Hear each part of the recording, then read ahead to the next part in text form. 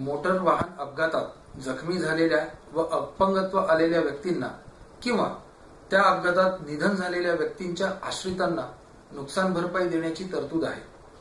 हा कायदा आणि त्याचा उद्दिष्ट अत्यंत चांगला आहे, परंतु यात मिळणाऱ्या लाभाप्रमाणे आणि त्याचा मिळणारा पाठ पाहता याच्यात दुरुपयोग जास्त दिसून येतो। अनेक ठिकाणी वाहनं सापडत नाहीत, वाहनांचा पत्ता लागत नाही। त्या प्रकरणात अज्ञात वाहनाविरुद्ध गुन्हा दाखल असताना देखील कालांतराने दुसराच एखादा वाहन त्यात समाविष्ट केला जातो व न्यायालयाची दिशाभूल करून नुकसान भरपाई मिळवण्याचा प्रयत्न दिसतो।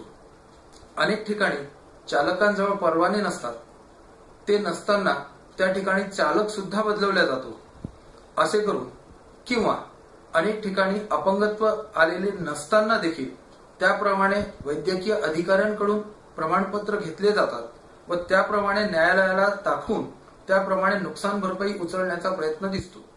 लाभार्थी कायदा असल्यामुळे न्यायालय देखील अपंग व्यक्ती किंवा मृत झालेल्या आश्रितांकडे पाहता आणि त्यांचा लाभ पाहता त्यांच्याकडे त्यांचा कल हा जास्त दिसून येतो।